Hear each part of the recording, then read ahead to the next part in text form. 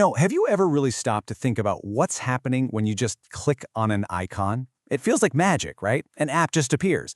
But it's not magic. It's actually this incredible, coordinated dance happening deep inside your computer. So today, let's pull back the curtain and uncover the invisible power behind every single one of your clicks. We all do this 100 times a day.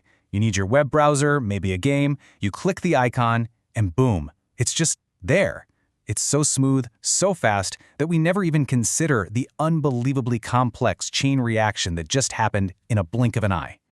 Because that one simple click, it kicks off this whole cascade of events, a super precise chain of command that travels from your finger to the mouse, all the way down to the silicon heart of your machine and back again. So what exactly is that chain? Well, you can boil it all down to these 4 steps. It starts with you, the user. Your click is a request that goes to the application. The application then turns around and talks to the operating system, and finally, the operating system commands the hardware to do the actual work. But really, the absolute star of this whole show, the hidden hero, is that 3rd step. So let's talk about the single most important piece of software running on your computer right now, the operating system, or the OS. Think of it as the director, the translator, and the undisputed manager of everything that happens. Right, so here's the key takeaway. The OS is the ultimate middle manager. Your apps, like your browser or your music player, they don't talk directly to your processor or your hard drive. They actually can't. They have to go through the OS. The OS takes their requests, figures out what they need, and then directs the hardware to get it done. To make this even easier to picture, let's use a little analogy. Imagine you're sitting down at a nice restaurant. You know you want a steak, but you don't just march into the kitchen and start grilling, right? No, there's a process for that. And this analogy aligns up perfectly. So you're the diner, that's the user. The menu, which shows you all your tasty options, that's the application. And the kitchen, the place where your order gets interpreted and all the real work happens behind the scenes, well, that's your operating system. You never see the kitchen, but without it, you're not getting any food. And this brings up another huge role the OS plays.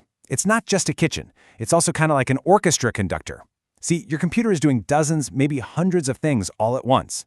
The OS is the conductor, making sure every single program gets the CPU time and the memory it needs exactly when it needs it without crashing into all the others. It keeps everything in harmony.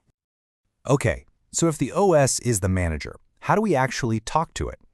How do we place our order? It turns out there are 2 really fundamental ways to do this.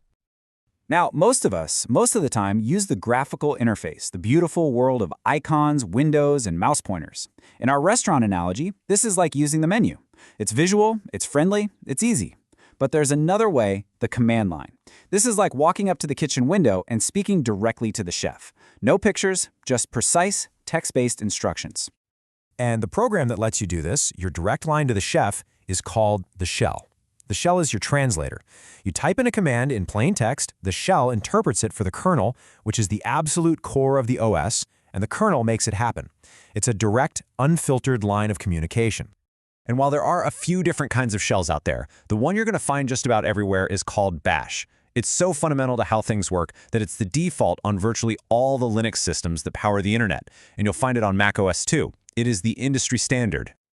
So, you might be asking, why on earth would anyone choose to type weird commands instead of just clicking on shiny icons?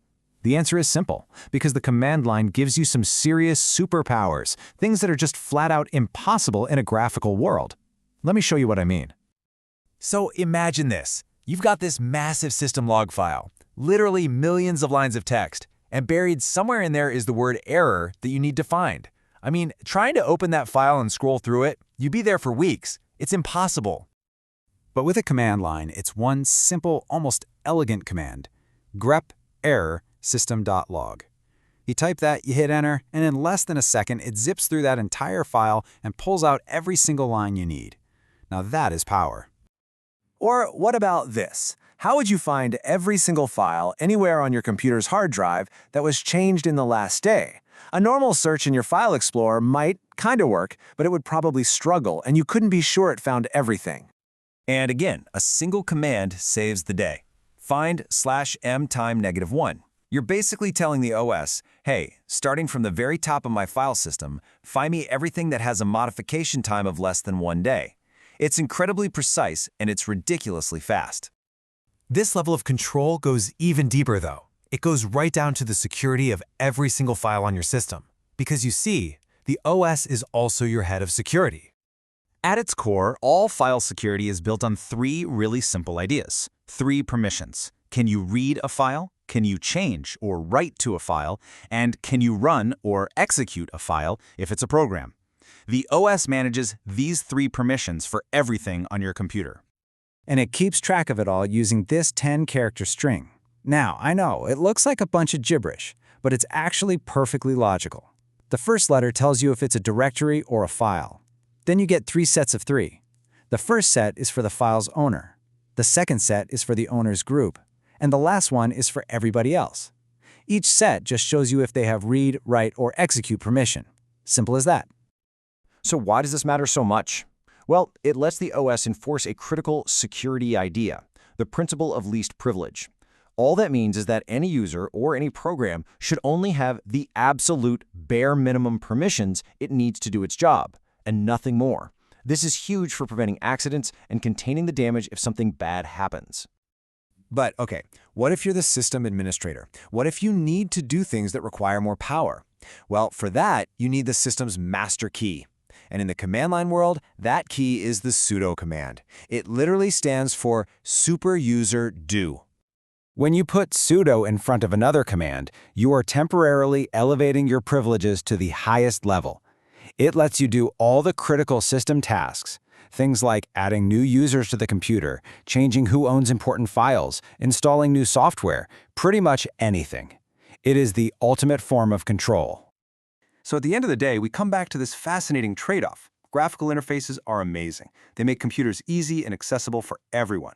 But the command line makes computers powerful, giving you raw, direct control. It really is the difference between browsing the menu and running the kitchen. So the real question to ask yourself is, for the work that you do, which do you value more?